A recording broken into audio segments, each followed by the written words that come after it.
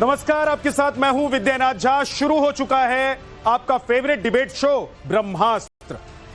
क्या देश में वाकई गैस संकट है या फिर युद्ध और अफवाहों के बीच डर का माहौल बन गया है? देश के अलग अलग शहरों में गैस एजेंसियों और सीएनजी पंप पर लगी लंबी कतारें यह सवाल खड़ा कर रही हैं कि क्या सच में देश में हालात खराब हो गए हैं गैस और तेल को लेकर या सीएनजी को लेकर। विपक्ष इसे सरकार की नाकामी बता रहा है।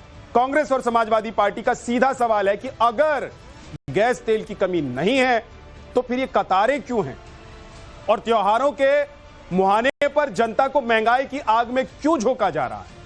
हालांकि सरकार साफ कर रही है कि देश में फ्यूल की कोई कमी नहीं है और कुछ लोग अफवाहें फैलाकर पैनिक क्रिएट कर रहे हैं। सरकार लोगों से अफवाहों से बचने की अपील कर रही है। दावा किया जा रहा है कि सरकार ने मोर्चा संभाल लिया है। रिफाइनरीज में उत्पादन 10% बढ़ा दिया गया है। जमाखोरों पर एस्मा की तलवार लटक रही है और तेल के लिए नए अंतरराष्ट्रीय रास्तों की तलाश तेज हो गई। लेकिन सवाल है कि आखिर जमीन पर दिख रही ये तस्वीरें क्या कहती हैं, जो ये तस्वीरें अलग अलग शहरों से आ रही हैं। क्या वाकई देश में गैस का अकाल है या फिर यह युद्ध के साए में फैला हुआ सिर्फ एक भ्रमजाल है? क्या वाकई सप्लाई सिस्टम पर दबाव है या फिर अफवाहों ने हालात को और बिगाड़ दिया है?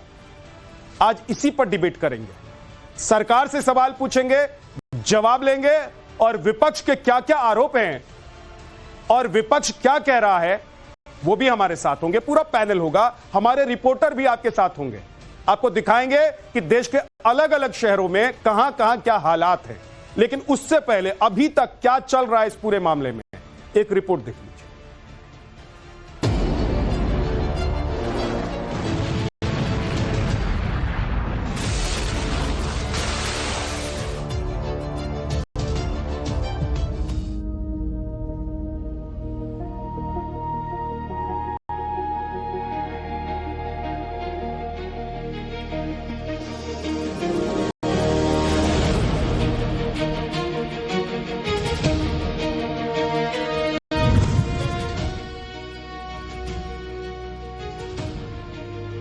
पूरे देश में हाहाकार मची हुई है। Absolutely no shortage of fuel.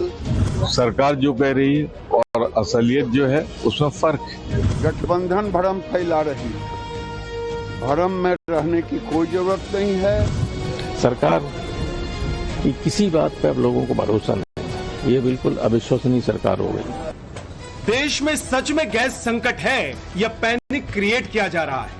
ये सवाल इसलिए उठ रहे हैं क्योंकि देश के अलग अलग शहरों से कुछ ऐसी ही तस्वीरें आ रही हैं जो लोगों की चिंता बढ़ा रही हैं। लखनऊ में गैस एजेंसियों के बाहर लंबी लाइनें, भोपाल में गैस सिलेंडर के इंतजार में खड़े लोग और कोलकाता में सीएनजी पंप पर ऑटो की लंबी कतारें।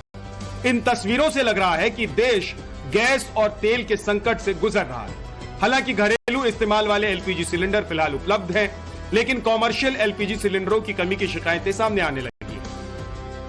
अब सिलेंडर मिल रहा है, गैस मिल रही है। सिलेंडर के लिए वो डीएससी नंबर नहीं आया, बुक कराया था, अब लाइन पे लगे हैं। देखिए, इससे पहले कब बुक किया था? इससे पहले हमने 2 महीने पहले बुक किया था तो सिलेंडर आ गया था। अब बुक किया तो डीएससी नंबर नहीं आ रहा। अच्छा, लोग कह रहे हैं कि लोग डर गए हैं, इसलिए लोग लेके रखना चाहते हैं, स्टॉक करना चाह रहे हैं। नहीं, ऐसा कुछ नहीं।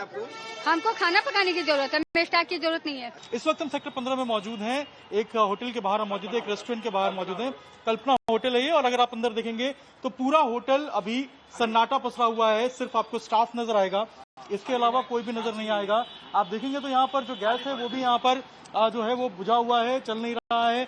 कुछ भी आपको सामान जो है यहाँ पर बनता हुआ नजर नहीं आ रहा है। ये देखिए, पूरा गैस जो है ये खाली है यहाँ पर, और अभी कुछ भी प्रिपरेशन यहाँ पर नहीं किया गया है। हालांकि ऐसे समय पर जिस वक्त हम अभी रिपोर्ट कर रहे हैं, यहाँ पर भीड़ होती थी क्योंकि ऑफिस है आसपास, तमाम लोग आकर यहाँ पर नाश्ता खाना खाते थे। वैसे तो अभी 4-5 दिन से बुक ही नहीं हो रही थी। जैसे इनने बताया पहले 20-21 दिन का था, अब इनने 25 दिन का कर दिया, इसीलिए बुक नहीं हो रही थी। अब बड़ी मुश्किल से बुक हुई है, उसमें भी पैसे बढ़ा दिए। पहले 800 कुछ का मिलता था, अब 918 रुपए का हो गया है। देखिए किस तरह से कितनी लंबी कतार है, और कुछ लोग जो है रात भर यहाँ पर इंतजार कर रहे थे, जो एलपीजी रिफिल करने इस गैस स्टेशन पर पहुंचे थे। जहां तक हमारी नजर जाएगी वहां तक जो है आपको इस ऑटो की जो है कतार दिखेगी। तो काफी समस्या का जो है सामना करना पड़ रहा है कोलकाता वासी को।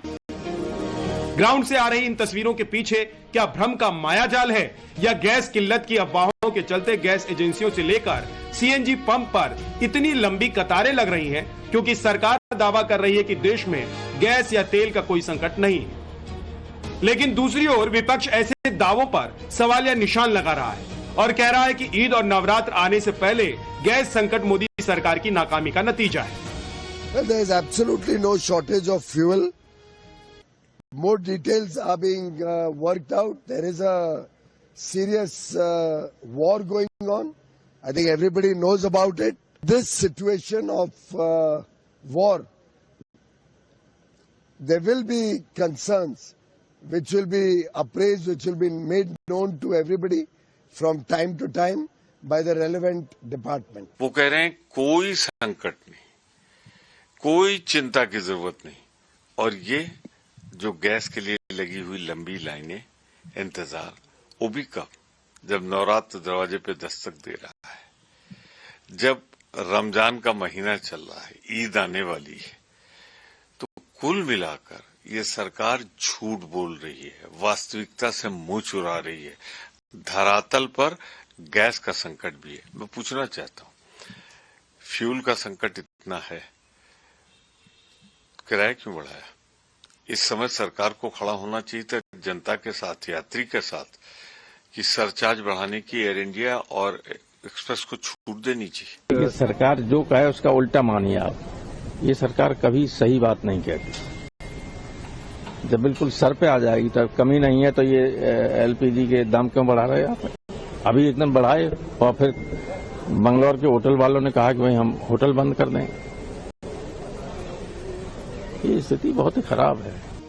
विपक्ष सरकार के दावों को झूठा करार दे रहा है तो पलटवार में केंद्रीय मंत्री गिरिराज सिंह विपक्षी गठबंधन पर भ्रम फैलाने का आरोप लगा रहे हैं और कह रहे हैं कि लोगों को घबराने की बिल्कुल भी जरूरत नहीं है। बीजेपी सांसद दिनेश शर्मा भी ऑयल गैस क्राइसिस मैनेजमेंट पर सरकार की तारीफ कर रहे हैं। गठबंधन भ्रम फैला रही है। भ्रम में रहने की कोई जरूरत नहीं है। देश के पेट्रोलियम मिनिस्टर हरदीप पुरी जी ने आश्वस्त किया है कि किसी को घबराहट लाने की जरूरत नहीं, चाहे पीएनजी हो, एलएनजी हो, डीजल हो, पेट्रोल हो, ये देश सुरक्षित है। नहीं, अगर आपके पास कमी नहीं है फिर इसमें क्यों लगा रहे आप? अगर आपके पास कमी नहीं है, आप रात को कह रहे थे कि कमी नहीं है, 60 रुपए एकदम आपने सिलेंडर के ऊपर बढ़ा दिए। सारे रेस्टोरेंट जो है वो स्ट्राइक करे हुए हैं। कमर्शियल सिलेंडर की कीमत कहां आसमान पे चली गई। अभी देखिए होता है क्या।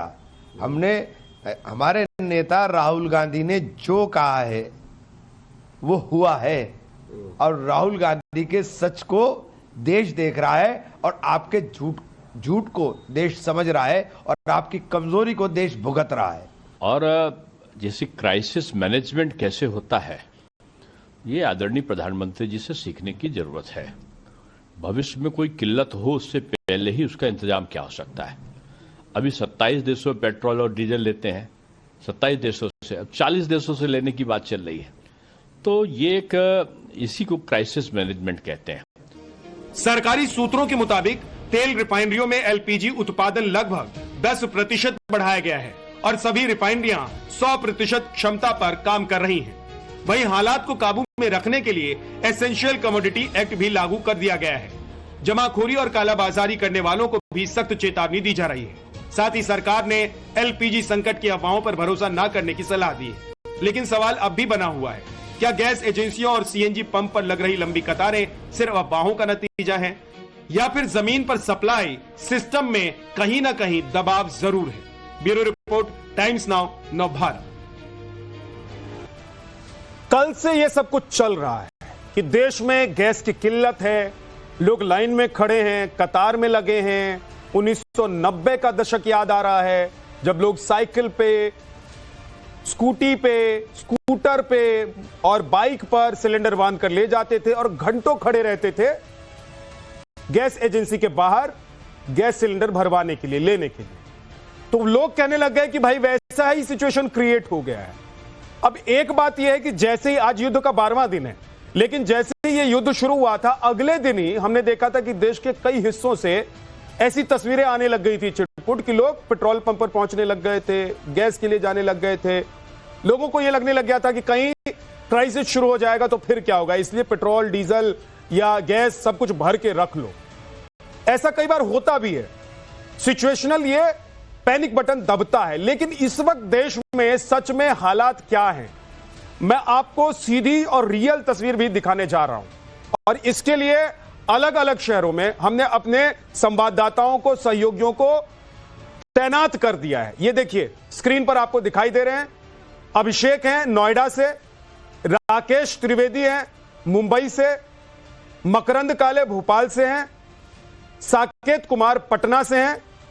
ये तमाम रिपोर्टर और कुछ और जुड़ते चले जाएंगे, धीरे धीरे अलग अलग शहरों से जुड़ते चले जाएंगे, क्योंकि हम सच्ची तस्वीर इस वक्त क्या है गैस को लेकर, पेट्रोल को लेकर, डीजल को लेकर, सीएनजी को लेकर, पीएनजी को लेकर, वो चाहते कि आप देख पाएं। ऐसा नहीं कि भाई ये विपक्ष वाले सवाल उठाएंगे, पक्ष वाले जवाब देंगे, गोल मटोल बात हो जाए, ऐसा नहीं चलेगा। सीधी सीधी बात होगी। मैं रिपोर्टर्स के पास जाऊंगा, लेकिन उससे पहले अपने मेहमानों से आपको मिलवा देता हूं। राधिका खेड़ा आज बीजेपी की तरफ से प्रवक्ता बैठी हुई है हमारे साथ, बहुत बहुत स्वागत है। दीपक वोरा जी हैं, फॉर्मर एम्बेसडर हैं, लेकिन आज इनको बुलाने का मेरा मकसद यह है कि एक पूरा, चाहे युद्ध हो, चाहे एनर्जी हो, या फिर वैश्विक लेवल पर इस वक्त जो क्राइसिस चल रहा है उसको ठीक से समझा पाए, बता पाए आपको। निखिल जैन हम पॉलिटिकल एनालिस्ट हमारे साथ हैं, बहुत बहुत स्वागत है। विवेक सिलास समाजवादी पार्टी के प्रवक्ता हमारे साथ हैं, और निवान शर्मा जी आम आदमी पार्टी के प्रवक्ता हैं। क्योंकि हम देख रहे हैं कि लगातार विपक्ष की तरफ से कहा जा रहा है कि सरकार एकदम निकम्मी है, सरकार कुछ नहीं कर पा रही है, और आने वाले दिन में देखिए होता है क्या। मतलब एक सवाल के साथ साथ जनता के बीच में एक माहौल भी बनाने की कोशिश हो रही है। राधिका खेड़ा जी, बहुत सारे सवाल उठ रहे हैं, और सबसे बड़ा सवाल यह है कि क्या सच में, बताइए, देश में इस वक्त क्राइसिस है? एक बात। दूसरी बात, हमारे पास रिजर्व कितना है? तीसरी बात, अगर युद्ध चलता रहा तो उसके लिए सरकार ने क्या तैयारी की है, क्या एक्शन ऑफ प्लान है? सभी को नमस्कार। आप जब कांग्रेस के लीडर्स का बाइट सुना रहे थे तो दोनों ने एक चीज बोली, रमजान का महीना है, रमजान का महीना है। बिल्कुल रमजान का महीना है, लेकिन दिवाली की कभी इनको चिंता नहीं होती। इसलिए 2013 में जब इनकी आखिरी साल था सरकार का, उस साल भी रमजान के महीने में ये लोग 100-150 रुपए सस्ता कर देते थे, लेकिन दिवाली आते ही वही सिलेंडर महंगा हो जाता था। तो 2013 की दिवाली में ना विद्या जी, जो सिलेंडर का रेट था वो 100 रुपए महंगा था रमजान के समय में। लेकिन आज से कंपेयर करते हैं, जब यूपीए के टाइम पे और आज के टाइम पे सिलेंडर में कितना फर्क है। तब सिलेंडर आज की तारीख पे 1270 रुपए था 2014 में, जब यूपीए की सरकार थी, और आज सिलेंडर 913 का है। ये डोमेस्टिक की बात कर रही हूं। तो आज भी इतनी प्रॉब्लम होने के बाद, जब पूरे विश्व ठप पड़ गया है, क्योंकि एनर्जी क्राइसिस है, इस बात से हम भाग नहीं सकते। और ये सोचना कि हमें फर्क नहीं पड़ेगा और पूरे विश्व में फर्क पड़ेगा, तो ऐसा नहीं होता है। लेकिन फिर भी हमारे यहाँ पे उस समय से कम एलपीजी की प्राइसेस हैं जो कांग्रेस यूपीए सरकार में थी। तब तो कोई ऐसा युद्ध नहीं हो रहा था आखिरी 2014 में। और वही कमर्शियल सिलेंडर भी तब भी आज से 200 रुपए महंगा था। तब क्या क्राइसिस हो रहा था? क्राइसिस सारा ये था कि रमजान में महंगा सिलेंडर देना है और दिवाली पे हिंदुओं को रमजान में सस्ता सिलेंडर देना, दिवाली पे हिंदुओं को महंगा देना है। फिर उसका कॉस्ट भी बाद में लिया जाता था। तो ये जो बार बार होता। और रही बात, आज मैंने देखा था कि अरविंद केजरीवाल साहब ने कहा मैं प्रेस कॉन्फ्रेंस कर रहा हूं, 12 बजे मैं आऊंगा, एलपीजी के दाम बढ़ गया। एक ऐसी प्रेस कॉन्फ्रेंस उन्होंने पहले भी करी थी, आपको याद होगा। और उन्होंने कहा था 2022 में कि 2021 में करी थी कि कोल शॉर्टेज है, ब्लैकआउट हो जाएगा दिल्ली में, मैं चिट्ठी लिख रहा हूं नरेंद्र मोदी जी को, मैं प्रेस कॉन्फ्रेंस कर रहा हूं। तब भी सामने आया था कि ब्लैकआउट सिर्फ उनके दिमाग में हुआ है और कहीं नहीं हुआ। और हमारे देश को कोई भी तकलीफ नहीं होती, क्योंकि यहाँ पे श्री नरेंद्र मोदी जी की सरकार है जो पहले से लेकर चलते हैं हर चीज। पूरे विश्व में असर हो रहा है। 2022 से यूक्रेन और रशिया आपस में लड़ रहा है, लेकिन फिर भी हमारे यहाँ स्टेबल है। राधिका जी, ये तो राजनीतिक आरोप प्रत्यारोप हैं। आप उनको गरियाइए, वो आपको गरियाएंगे, आप उनको कोसिए, वो आपको कोसेंगे, ये तो चलता ही रहता है। अभी दो बातें हैं जिसको लेकर देश की जनता में अभी भ्रम की स्थिति है। पहली बात तो यह कि सच में क्या संकट है देश में, गैस संकट है या नहीं है। दूसरी बात यह होता तो कि युद्ध अगर लंबा खिंचा तो उसके लिए हमारे सरकार की तरफ से क्या तैयार है, इस पर जरा दो लाइन में जनता को, देश को समझाइए कि क्या कर रही है सरकार। 2014 में कोई युद्ध नहीं हो रहा था विद्या जी, जब यूपीए सरकार 1200 रुपए का सिलेंडर दे रही थी और हम आज 900 रुपए का सिलेंडर दे रहे हैं युद्ध के बावजूद। तो संकट नहीं है, संकट सिर्फ और मैं आपको चैलेंज से कह रही हूँ, आज हम ये डिबेट कर रहे हैं, 2 दिन बाद आपको ये सुनने में आएगा हाय हाय हाहाकार मच गया, लाइनें लग गई, क्योंकि कांग्रेस और उनकी विपक्षी साथी जो वैसे एक दूसरे को गरियाते हैं फिर एक हो जाएंगे, फिर खुद ही हॉट करना कर देंगे शुरू सिलेंडर, और फिर जब रेड होंगे तो पता चलेगा ये कांग्रेस का था, ये सपा का था, ये आम आदमी पार्टी का था, क्योंकि ये चाहते हैं कि भाई देश में कैसे स्टेबिलिटी होगी, क्यों सरकार सब कुछ ठीक करके चल रही है, क्यों देश के लोगों को मुश्किल नहीं हो रही। अरे ये तो वो लोग मतलब आप कुल मिलाकर ये कह रही हैं कि ये राजनीतिक साजिश है, देश में कोई पैनिक नहीं है, संकट नहीं है इस वक्त। हाँ, हालात ऐसे जरूर हैं कि दुनिया भर में संकट है तो संकट हो सकता है, लेकिन अभी हालात ऐसे नहीं हुए हैं कि इतना पैनिक बटन दब गया हो कि लोग सड़क पर आ गए हो और लाइन में खड़े हो। एक बात आप ये कह रही हैं, तो दूसरी तरफ लाइन क्यों लगी हुई है वो मैं अपने जरा रिपोर्टर के पास जाऊंगा, वो दिखाऊंगा, लेकिन उससे पहले क्योंकि आपने कांग्रेस, समाजवादी पार्टी, आम आदमी पार्टी तीनों को लपेटे में ले लिया है, जल्दी से छोटा छोटा कमेंट। निखिल जैन, सबसे पहले आप। देखिए विद्या जी, आपने आज इतना इंपॉर्टेंट मुद्दा रेज करा, आपके रिपोर्टर्स बाहर दिखा रहे हैं किस तरीके से एलपीजी की किल्लत है, कुकिंग गैस की किल्लत है, बट भाजपा के प्रवक्ता ने आके क्या करा, हिंदू मुसलमान, रमजान, दिवाली, ये होली वो होली। बात यह है आज इस युद्ध की इतनी चर्चा हो रही है और सरकार अपनी छाती पीट पीट की रो रही है, हाय युद्ध हो गया, हाय हमें छोड़ दो, हाय हमें छोड़ दो। इससे पहले की जो सरकारें होती थी ना, वो ये सब करती नहीं थी। युद्ध, कॉन्फ्लिक्ट और आर्म रिबेलियन, सिविल वॉर्स पहले भी चलती थी। 2011 में, 12 में, 13 में, 14 में इराक का वॉर चल रहा था, साउथ सुदानीज सिविल वॉर हो रहा था और अरब अपराइजिंग हो रही थी, इजिप्ट में टेंशन थी, पर हमारी सरकार हमें अपनी डोमेस्टिक विफलताओं के लिए कभी ये नहीं बताती थी देखो फिलानी जगह वॉर हो गई। ये बात कर रही है एलपीजी का क्या रेट थे, जो उपभोक्ता थे, कंज्यूमर्स थे, उनको 400 रुपए में एलपीजी का सिलेंडर मिलता था, जब ब्रेंट क्रूड की प्राइस उस टाइम पे यूपीए सरकार में $140 अ बैरल थी, अभी $115 अ बैरल है। आज से 2 हफ्ते पहले तक $70 अ बैरल थी, जब तक मोदी जी के बेस्ट फ्रेंड डोनाल्ड ट्रंप ने पागलपन शुरू नहीं करा था। बावजूद इसके एलपीजी का सिलेंडर 900 से 1000 रुपए के बीच में उपभोक्ताओं को मिलता है। उस समय की सरकारें हर चीज के लिए किसी और को ब्लेम नहीं करती थी, जो भी दिक्कत थी उससे बाहर निकल के आती थी। 2008 में ग्लोबल रिसेशन हुआ, लेकिन India scrape through it. Why? Because उस वक्त की सरकारों ने बहाने नहीं बनाए, राधिका खेड़ा को भी टोक दिया। निखिल जी, मैंने राधिका खेड़ा को भी टोक दिया कि भाई आप लोग रोज करते हैं ये सब, आप सरकार को कोसिए, सरकार कहे कि आप लोग झूठ बोलते हैं, ये रोज करते हैं। मैं आज एकदम पॉइंटेड सवाल कर रहा हूं, पॉइंटेड जवाब चाहता हूं, क्योंकि बहुत सारे रिपोर्टर हैं, उनके पास भी मेरे को जाना है।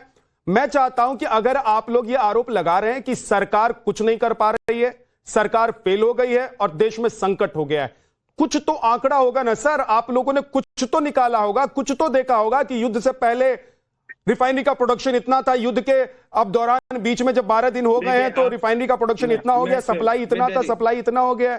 विद्या जी, मैं उस पर जवाब दे देता हूं। कोई भी विपक्ष, कोई भी नागरिक, कोई भी मीडिया हाउस कहां से आंकड़े लाएगा? सरकारों के आंकड़ों में टटोलोगे आप?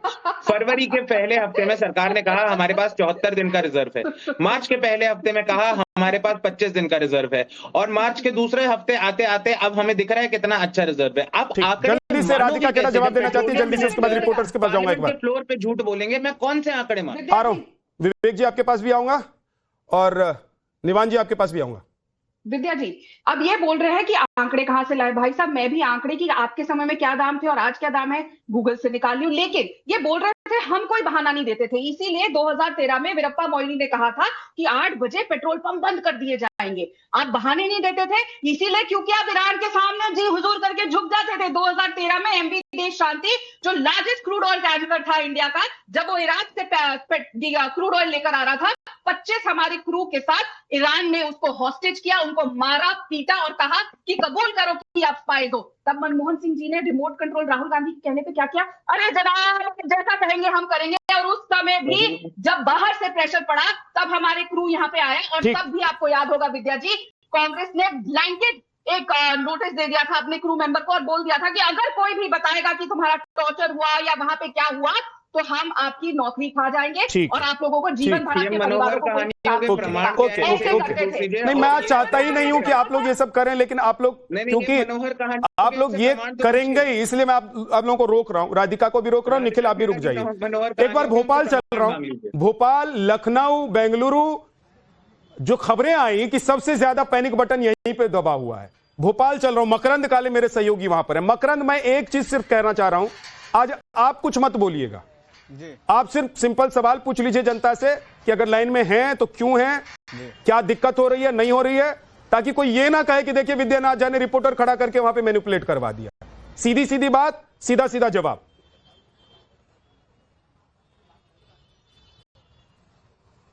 देखिए, ये जो युद्ध की परिस्थितियां बनी है, इसके बाद कहीं ना कहीं ये खबरें आने के बाद लोगों के अंदर ये जरूर है कि सिलेंडर भरवा लिया जाए, क्योंकि सरकार ने प्रिकॉशनरी कुछ कदम उठाए हैं। हमारे पीछे हम एक गैस एजेंसी पे मौजूद हैं और यहाँ पर लोग लाइन लगाकर भी खड़े हैं। उनसे बात करते हैं कि वो आखिर क्यों लाइन लगाए हुए हैं, क्या वजह है, सिलेंडर मिलने में कोई दिक्कत हो रही है? नहीं, सिलेंडर मिलने में दिक्कत नहीं हो रही, पर वो क्या बोलते हैं एजेंसी में वो बता रहा है उपलब्ध नहीं है, नंबर उपलब्ध नहीं है। अच्छा, बुकिंग होने में दिक्कत हो रही है? हाँ, बुकिंग होने में दिक्कत हो रही है। ठीक है, किस तरह की परेशानी है? परेशानी सर यही है, बस उसमें लगा रहे हैं, उपलब्ध नहीं बता रहे, और यहाँ पे बोल रहे हैं तो बोल रहे हैं हो जाएगा करके, तो बस हो ही नहीं रहा। सुबह भी मैं आया था, परेशान हुआ था 1.5 घंटा, वही दिक्कत थी। मुश्किल से अभी बुकिंग हुई है ऐप से डाउनलोड करके। बुकिंग हो गई है? बुकिंग बहुत मुश्किल से हुई है, ऐप से मैंने किया OTP का जरा। क्या परेशानी आ रही है भैया? सर 4-5 बार नंबर लगाए मैंने, बुकिंग नहीं हो रही थी, फिर कंटिन्यू लगा के अब हुई है बुकिंग जाके, इसकी काफी दिक्कतें हो रही हैं। अच्छा, क्यों हो रही है दिक्कतें? ये ईरान और इसका इजराइल और इनका युद्ध चल रहा है, तो इसका आपको ऐसे ही लग रहा है कि इसकी वजह से? इसी के वजह से ही दिक्कतें हो रही हैं। क्या परेशानी है भाई साहब, आप धूप में खड़े इतना बुकिंग के लिए? तो अब गलती इन लोगों की है, कम से कम इतनी लंबी लाइन लगी है तो कम से कम छाया तो करके रखनी है। पब्लिक को कितना परेशान होना पड़ रहा है, एक तो बुकिंग नहीं हो रही है, 2-3 घंटे। एक बात जो समझ में आ रही है, ठीक है, हो ही नहीं रही है बुकिंग। मकरंद, एक बात समझ में आ रही है कि लखनऊ में बुकिंग की दिक्कत हो रही है ना। एक बार राकेश त्रिवेदी के पास चल लेते हैं, मुंबई। राकेश, क्या वहां पर भी लाइन है, लोग वहां पर भी खड़े हैं क्या? देखिए, मैं पहले आपको तस्वीर साफ कर दूं कि मुंबई में जितने भी जो पेट्रोल पंप हैं, फ्यूल स्टेशन है, वहां पर कोई अनयूजुअल भीड़ नहीं है, कोई लाइन नहीं है। वहां पर सब कुछ अब बहाल है, सब कुछ सुव्यवस्थित है। जो वहां पर जिनके घरों में गैस पाइपलाइन है, उन्हें कोई दिक्कत नहीं है। जिनके पास सिलेंडर्स हैं, वो कई सारी जगहों पर ये बताया जा रहा है कि पैनिक बुकिंग कर रहे हैं। 15-15, 20-20 दिनों से अब उन्हें सप्लाई नहीं मिल रही, डिलीवरी नहीं मिल रही, इसलिए कतार लगी हुई है। गैस एजेंसी वाले कह रहे हैं जो पहले बुकिंग होती थी वो कम थी, अब अचानक से बुकिंग बढ़ गई क्योंकि लोग पैनिक हो गए, इस वजह से डिलीवरी में दिक्कत आ गई। लेकिन मुंबई और महाराष्ट्र में जो कमर्शियल सिलेंडर्स दिए जाते हैं उस पर पाबंदी लगी है, उसका सीधा इम्पैक्ट रेस्टोरेंट और होटल पर लगा हुआ है। देखिए, यहाँ पर रेस्टोरेंट पे एक मैं मौजूद हूँ, यहाँ पर ये पूरा सन्नाटा पसरा हुआ है, कोई ग्राहक नहीं है, यहाँ पर इनका बिजनेस इम्पैक्ट है। लोगों ने यहाँ पर अब इंडक्शन कुकर जो है, इंडक्शन जो चिमनी है वो ला दी है। देखिए, गैस जो है वो बंद है। भाई साहब, सीधा सवाल अनुराग जी आपसे दिक्कत? सर, कल से हमें गैस मिलना कम्प्लीटली बंद हो गई है। तो कैसे काम चल रहा है? अभी हमने 1-2 इंडक्शन लिया हुआ है। देखिए, आशीष दिखाएंगे आपको तस्वीर। इंडक्शन लिया हुआ है और इंडक्शन भी अभी अवेलेबल नहीं है, और इंडक्शन अवेलेबल नहीं है, और हम मार्केट में देख रहे हैं बहुत लिमिटेड मिल रहा है। और ये बताइए कि आप कौन कौन सी डिश आप बना पा गए हैं, कौन सी डिश नहीं बना पा गए हैं? क्या मेन्यू पे भी कोई असर पड़ रहा है, प्राइस पे भी कोई असर पड़ रहा है? Sir, 40% of our menu items जो है वो अवेलेबल नहीं है। जैसे पाव भाजी हो गया, तवा पुलाव हो गया, बड़े बड़े तवे में बनते हैं। दाल बाटी हमारा मेन आइटम है, बाटी कैसे बनाएंगे जब? राकेश, ओके, सुना कि जो मुंबई में कॉमर्शियल सिटी है और वहां पर कॉमर्शियल सिलेंडर नहीं पहुंच रही है, इसलिए वहां के रेस्टोरेंट्स में दिक्कत हो रही है। एक बार पटना चलता हूं, साकेत।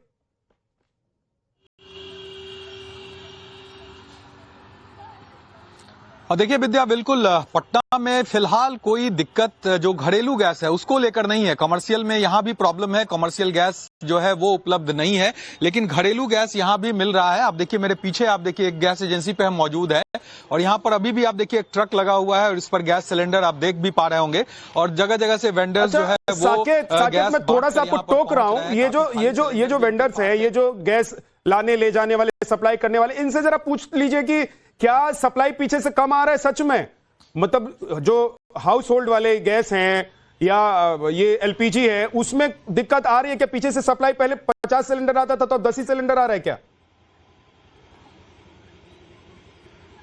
बिल्कुल बिल्कुल विद्या, मैं सीधा सवाल पूछ लेता हूं। आप लोग घर घर जाकर डिस्ट्रीब्यूट करते हैं सिलेंडर, पहले जिस तरह से सिलेंडर आ रहा था क्या उसी हिसाब से आ रहा है या कुछ कमी आई है इसमें? नॉर्मल है सर, हम लोगों को कोई दिक्कत तो है नहीं। नंबर जो लगा रहा है उनको गैस पूर्ति हम लोग कर रहे हैं। तो फिर ये बातें कहाँ से आ रही है कि कम हो रहा है, लोग भीड़ लगा रहे हैं? तो सब अदर आदमी सब बोल रहा है, जैसे दुकान वाले हुआ, जैसे होटल वाले हुआ, इस सब को दिक्कत है, बाकी नंबर लगाने वाले को कोई तरह की दिक्कत नहीं है। देखिए विद्या, यहाँ पर एजेंसी के जो मैनेजर है वो भी हमारे साथ हैं। आप जिस तरह की बातें चल रही है कि सिलेंडर आ नहीं रहा है, मतलब गैस की आपूर्ति उस हिसाब से नहीं हो रही है, ऐसी स्थिति है क्या आप लोगों के एजेंसी में?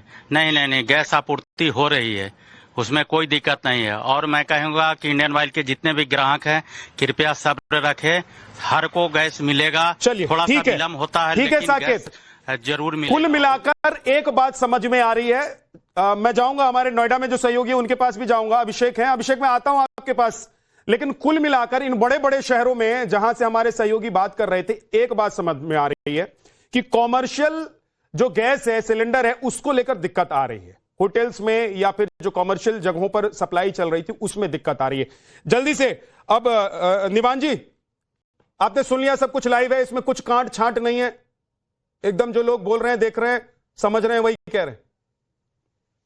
देखिए विद्यानाथ जी, आपका चैनल तो जाना जाता है सच्चाई दिखाने के लिए, तो आपको तो ये बताने की जरूरत ही नहीं है कि आप सच्चाई दिखा रहे हैं। हम तो मानते हैं आप सच्चाई दिखा रहे हैं, हम तो मानते हैं आप सच्चाई दिखा रहे हैं। हमारा ये कहना है कि सरकार जो है इस समय अगर वो अपनी आंखें बंद कर रही है और जनता की परेशानी को नहीं समझ रही है, तो ये देशद्रोही सरकार है। सरकार के प्रवक्ता का ये कह देना कि देश में कोई कमी नहीं है और नेहरू जी के जमाने में ये था और पुराने मनमोहन जी के जमाने में ये था, ये दिखाता है कि इनका एब्सोल्यूट जो प्रॉब्लम्स को समझने की अंडरस्टैंडिंग नील है, शून्य है। कहां नील है निवान जी? लोग कह रहे हैं, देखिए अलग अलग जगहों पर, इसीलिए मैंने अपने सहयोगियों को बड़े बड़े शहरों में भेजा कि भाई जहां से कल से खबर आ रही थी यहां बड़ा पैनिक सिचुएशन है, यहां पर ये हो रहा है, वो भाई एक तरफ देखिए गैस जो घर में सप्लाई होने वाली है, यानी कि जो आम लोगों के घर में गैस पहुंचना, वहां खाना बनना, उसमें कोई दिक्कत नहीं हो रही है।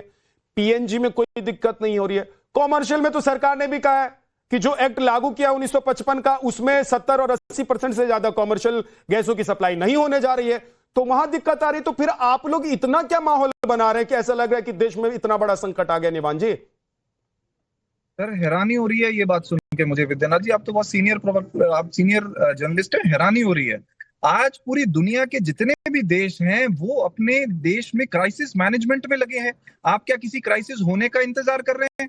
आप ये इंतजार कर रहे हैं कि किस तरह से लोग सड़कों पे निकल आए और किस तरह से जो हाहाकार मच जाए? अरे ये तो पूरी दुनिया को पता है कि अगर ऐसा युद्ध लगा हुआ है जहां से आपका 60% गैस आता है और वो ब्लॉक हो गया है, तो वो तो क्राइसिस होना ही है। इसमें आप किस चीज का इंतजार कर रहे हैं? What are you doing to recover? ठीक है, इसका मतलब ये हुआ कि विपक्ष ये चाह रहा है, ठीक है निवान जी, समझ में आया, यानी कि विपक्ष ये चाह रहा है कि भाई इससे पहले सिचुएशन क्रिएट हो, इससे पहले सिचुएशन क्रिएट हो, राधिका खेड़ा, सरकार क्या उसके लिए एक्शन प्लान? वही मेरा सवाल था सबसे पहला कि एक्शन ऑफ प्लान क्या है आने वाले दिनों के लिए, आप लोगों ने क्या तैयारी की हुई है? जल्दी से 20 सेकंड में राधिका। देखिए, पहली बात, अगर ये अखबार पढ़ते हो तो निर्वाण जी की आदत है और उनकी पार्टी की, बिना सरकार की स्टेटमेंट सुने और हमारे मंत्रियों को सुने हाहाकार मचाना शुरू कर देते हैं और कोई सड़क पे नहीं आता है सिवाय इनके लोगों के। 70% जो हमारी एनर्जी रिसोर्सेज हैं वो नॉन ह्यूमन स्टेट के। मैं आपके बीच में नहीं बोली थी निर्वाण जी जब आप झूठ बोल रहे थे, आप नेहरू जी पे गए, अब आप चुप रहिए, बीच में मत बोलिए। बीच में बोलने से आपको वोट नहीं मिलेगा, आप फिर भी हारेंगे, चुप रहिए। अब मेरे को बात कंप्लीट करने दीजिए, जिम्मेदारी की बात है। देखिए विद्या जी, इनको चुप निवान जी प्लीज, एक एक करके निवान जी, एक एक करके प्रवक्ताओं को नहीं पता क्या हो रहा है देश में, लोग सड़कों आपको नहीं पता क्योंकि आप हमेशा गलत आंकड़े लेकर खाते हैं। मैंने नेहरू जी का नाम नहीं लिया था, पर आपको नेहरू जी सुनाई दे रहे थे। और मैं कंपेयर करूंगी, जब आप बात करेंगे कि प्राइसेस बढ़ गए, तो मैं 2013 यूपी के ना, आज इसके लिए डिबेट मैंने रखी नहीं है कि आप लोग झगड़ा करें, इसके लिए डिबेट रखी नहीं है कि झगड़ा करें। भाई आपके झगड़ा से जनता को आज कुछ नहीं मिलने वाला है। रुक जाइए, आप दोनों लोग रुक जाइए। दीपक वोरा जी, अब देखिए सर, 2 तस्वीरें हैं। दीपक जी को रखिए जरा स्क्रीन पर। दीपक जी, 2 तस्वीरें हैं, एक वो जो मेरे सहयोगी दिखा रहे हैं, एक ये जो अभी ये आप देख रहे हैं, अगर आपके पास स्क्रीन है तो ये देख रहे हैं कि संसद में कैसे प्रोटेस्ट किया जा रहा है, और एक और वो बयानबाजियां हैं जो विपक्ष की तरफ से। सर आपको क्या लग रहा है कि सच में इस वक्त जो विपक्ष कह रहा है वो ठीक कह रहा है, कर रहा है, वो ठीक कर रहा है, या जल्दबाजी दिखा रहा है और ये ब्लेम गेम का जो पूरी रणनीति और राजनीति है उसकी शुरुआत हो गई है? बहुत बहुत धन्यवाद सर, बहुत अच्छा लगता है आपके चैनल पर। मेरी 75 साल की उम्र है, 52 साल मुझे कूटनीति में हो गए हैं। अब मैं आपको कुछ कहना चाहता हूं सर, जो हमारे पॉलिटिकल लीडर्स हैं ये जो कहें 9/11 को मैं न्यूयॉर्क में था सर, देखिए क्या इत्तेफाक था। और उस वक्त अमेरिकन टेलीविजन चैनल्स पे किया जा रहा था कि अमेरिका इज अंडर अटैक।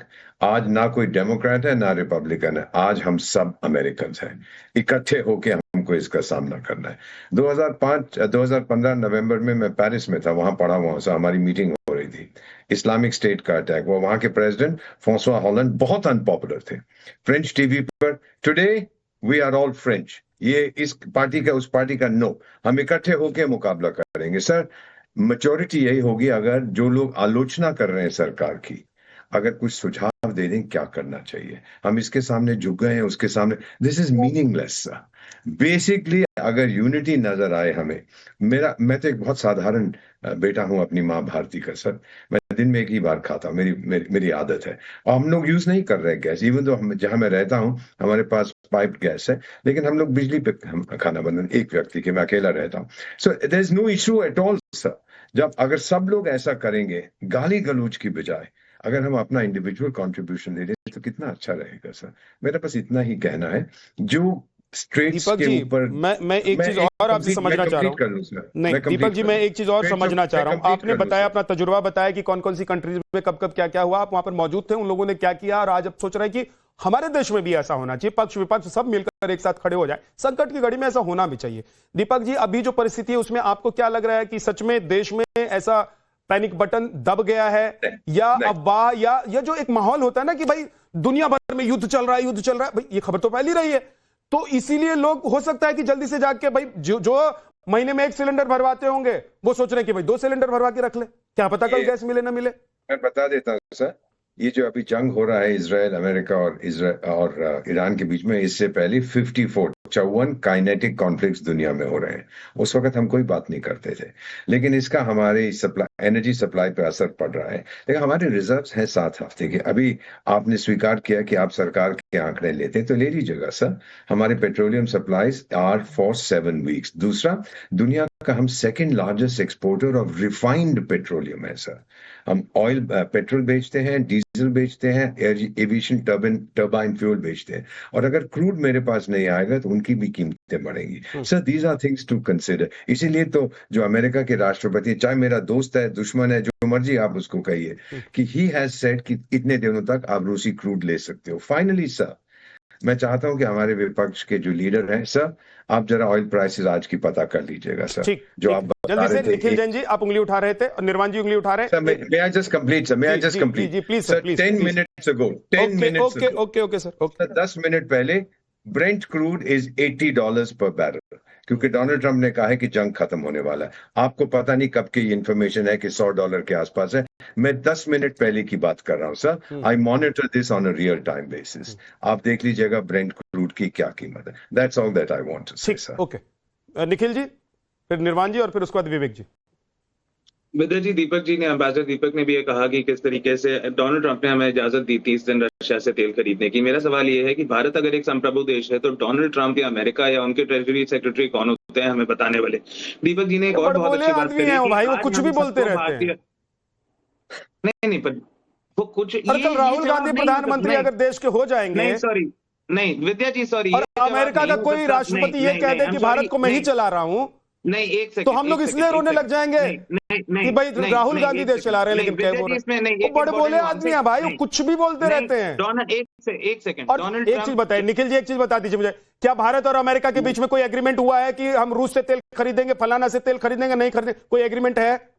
मैं बता देता हूं उसमें क्या है। डोनाल्ड ट्रंप ने कहा अग्रीमेंट हुआ, हमारे प्राइम मिनिस्टर ने उसको ट्वीट करते हुए कहा थैंक यू।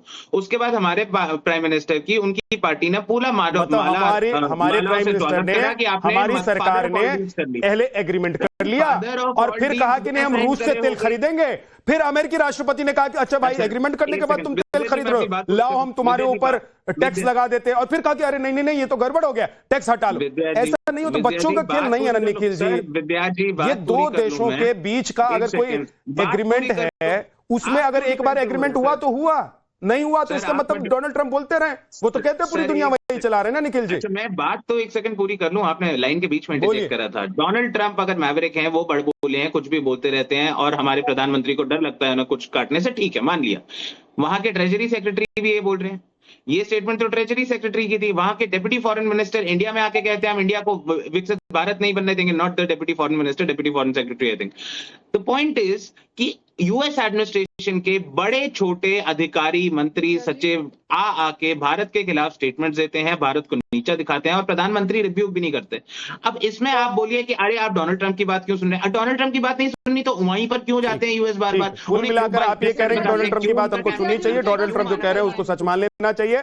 हमारे प्रधानमंत्री ट्वीट नहीं कर रहे हैं, नहीं बोल रहे हैं तो उनको बोलना चाहिए। ठीक है, एक सेकंड आ रहा हूं मैं। राधिका, सबका जवाब एक साथ दीजिएगा, वक्त बहुत ज्यादा नहीं बचा हुआ है। राधिका, सबका जवाब आपको एक साथ देना है। विवेक जी जल्दी से, विवेक जी आपके पास नहीं आ पाया हूं, विवेक जी। जी, देखिए, जहां तक भारत सरकार की बात है तो एस जयशंकर जो हमारे महान विदेश मंत्री हैं, उन्होंने एक नोटिस जारी किया था जनवरी 2026 में कि वहां ईरान में जो लोग रह रहे हैं या मिडिल ईस्ट में रह रहे हैं वो देश को छोड़ दें। तो ये बिल्कुल प्रमाणित करता है कि कहीं ना कहीं भारत सरकार को ये पता था कि खाड़ी में क्या होने वाला है। पहले अनुमान लगा लेना चाहिए था कि आखिर खाड़ी अगर युद्ध होता है, खाड़ी में युद्ध होता है तो किस तरह के संकट भारत पे आएंगे, जिसमें सरासर इस देश की सरकार नाकाम रही है। देखिए, क्या हमने खाड़ी युद्ध पे कोई चर्चा की संसद में? बिल्कुल नहीं की। क्या हमने इमरजेंसी एनर्जी स्टॉक पे कोई चर्चा की? सरकार बिल्कुल नहीं बता रही है, सब सूत्र बता रहे हैं। अभी तो दिनेश शर्मा ने, जो भारतीय जनता पार्टी के नेता हैं और डिप्टी सीएम रह चुके हैं, यूपी के राज्यसभा के सांसद हैं, उन्होंने कहा कि हम आत्मनिर्भर ऑलरेडी बन चुके हैं। एक्चुअली मुझे ये लगता है ये तो न्यू नॉर्मल है, जैसे मोदी जी कहते हैं ये न्यू नॉर्मल है, इसमें कोई घबराने वाली बात नहीं है। देश में अफरा तफरी मची हुई है और हमारे देश के प्रधानमंत्री विलुप्त है, पता नहीं कहाँ है महामानव, समय दिखाई नहीं दे रहे हैं। आज वो समय आ गया है झा साहब कि हिंदुस्तान को अपना जो सीक्रेट फॉर्मूला है नाले से गैस बनाने वाला, उसको पूरे विश्व को दे देना चाहिए, हम तुरंत विश्व गुरु बन जाएंगे। लेकिन अफसोस है कि इस तरह की बातें हमारे प्रधानमंत्री करते आए हैं और ये देश उनको झेलता आया है। बिल्कुल सही है। ठीक है। आपने पहले कहा कि 74 दिन के रिजर्व हमारे पास हैं, इमरजेंसी स्टॉक। उसके बाद आपने कहा कि 24 दिन के स्टॉक हमारे पास हैं। लेकिन आते आते 2 दिन में क्या हालत हो गई, देश के सामने आपके रिपोर्टरों ने दिखा दिया किस तरह से रेस्टोरेंट बंद हो रहे हैं। और लोग जो है, अभी हमारे एक पैनलिस्ट है, वो तो कह रहे हैं मैं तो गैस यूज ही नहीं करता, मैं तो इंडक्शन पे खाना बनाता हूँ, अकेले रहता हूँ। तो भारत में 140 करोड़ लोग जो रह रहे हैं, तो क्या हम वही कंडे और उपली और अब क्या उस पे लकड़ी पे खाना बनाने की नौबत आ गई है? तो देश को लाके इस जगह खड़ा कर दिया है। अभी आप आने वाला ये युद्ध कुछ दिन और चल जाएगा, तो आप देखिएगा किस तरह से भारत सरकार रिएक्ट करती है। आपने ठीक से इसका मतलब नहीं सुना। एक बार फिर से मैं आपको लेकर चलता हूं, मुझे लग रहा है आपने ठीक से नहीं सुना। जितने भी शहरों में हमारे सहयोगी खड़े थे जो बात कर रहे थे, मैंने कॉमर्शियल, वहां लोगों ने कहा कि भाई सिर्फ और सिर्फ कॉमर्शियल में दिक्कत हो रही है, घरेलू में कोई दिक्कत नहीं। मैंने वही कहा। इसका मतलब यह है कि घर में लोगों को लकड़ी पर, किरोसिन यानी स्टोव पर या किसी और चूल्हे पर खाना बनाने की जरूरत अभी नौबत नहीं आई। इसलिए सर, इस संकट की घड़ी में जब पूरी दुनिया में संकट है कि आने वाले वक्त में क्या होगा, कम से कम सर विपक्ष में होने के नाते आप लोगों की भी नैतिकता बनती है कि वास्तविकता जनता को बताएं, उनको समझाएं कि भाई क्या हो रहा है। सरकार पर दबाव बनाते रहिए, ये तो काम ही है आप लोगों का। ये तो काम है कि सरकार पर दबाव बनाते रहिए कि भाई आगे क्या करने वाले हो, जल्दी से बताओ, जल्दी से बताओ। इसीलिए सबसे पहला सवाल राधिका खेड़ा से मैंने यही पूछा था कि आगे का क्या प्लान है आप लोगों का, बताइए। लेकिन एक बार अभिषेक राज के पास चलते हैं, वो नोएडा में है और नोएडा में क्या है जरा अभिषेक बताइए, दिखाइए। देखिए, नोएडा की तस्वीर मैं आपको दिखा दूं। देखिए, यहाँ पर गाड़ी जरूर आई हुई है, गैस एजेंसी के बाहर हम मौजूद हैं। यहाँ पर गैस दिया भी जा रहा है, लेकिन एक लंबी लाइन जो है वो देखिए यहाँ पर आपको देखने को मिलेगी। जो लोग सुबह से यहाँ पर इंतजार कर रहे हैं गैस लेने के लिए, यहाँ देखिए जो गैस बेच रहे हैं, हम बात करते हैं क्यों आए हैं, लेकिन क्यों इंतजार करना पड़ रहा है? से पब्लिक को वहम है कि गैस नहीं आएगी, इसलिए पब्लिक इकट्ठा आ रही है। अभी तक पर डे 40 सिलेंडर लेने आते थे लोग, 50, आज के डेट में 500 लोग लेने आते हैं। त्योहार भी है बीच में। मतलब ये क्या लोगों के अंदर पैनिक हो गया है, इसलिए लोगों से बात कीजिए अभिषेक, लोगों से बात कीजिए कि आगे से गैस नहीं आएगी, पर ऐसा कुछ नहीं है, गैस डेली आएगी। देखिए, ये बता रहे हैं कि इस तरीके से कोई पैनिक सिचुएशन नहीं है। आप कितने बजे से लाइन में खड़े हैं? 3 बजे से लाइन में हूँ। हाँ, और बुक भी कर रहे थे, नहीं हो रहा था बुक, अभी तक नहीं आया था? नहीं आ रहा था। अभी आप लोगों को गैस मिल रहा है? ठीक है, इसका मतलब ये हुआ कि यहाँ पर भी, नोएडा में भी मतलब गैस सप्लाई में दिक्कत नहीं है। और एक जिम्मेदार चैनल होने के नाते, एंकर होने के नाते, मैं आप सभी से कहूंगा कि किसी के कहे में मत आइए, मत जाइए। धूप में क्यों खड़े हो रहे हैं? अब तो गर्मी लगने लग गई है, ऐसा लग रहा है कि जून जुलाई की गर्मी शुरू हो गई है। तो धूप में मत जाइए। जिस दिन सिलेंडर वाले आपको कहें कि सिलेंडर नहीं आ रहा पीछे से, यानी कि गैस एजेंसी वाले कहें, उस दिन आप परेशान होइएगा। अभी परेशान होने की जरूरत नहीं है। अगर संकट आएगा तो भी बताने के लिए मैं आऊंगा, और नवभारत आपको दिखाएगा कि अब संकट की घड़ी आ गई है, आपको स्टॉक कर लेना चाहिए, अपने घर का सिलेंडर भर लेना चाहिए। लेकिन अभी ऐसा लग रहा है, जो बातें हम सुन रहे हैं, चाहे वो गैस एजेंसी के लोग हों, चाहे वो आम लोग हों, कि कॉमर्शियल को लेकर दिक्कत हो रही है। ये सच बात दिखाई दे रही है, लेकिन घरेलू को लेकर भी दिक्कत नहीं है। और सरकार ने प्राथमिकता घरेलू को ही दिया है, इसीलिए कॉमर्शियल की जो सप्लाई है उसको 20 से 30% कम किया गया है, और 10% उत्पाद और ज्यादा बढ़ाने के लिए कहा गया है। इसलिए घबराइए मत। एक बड़ी खबर आ रही है, वो बता देते हैं अपने दर्शकों को। बहुत बहुत शुक्रिया आप सभी मेहमानों का।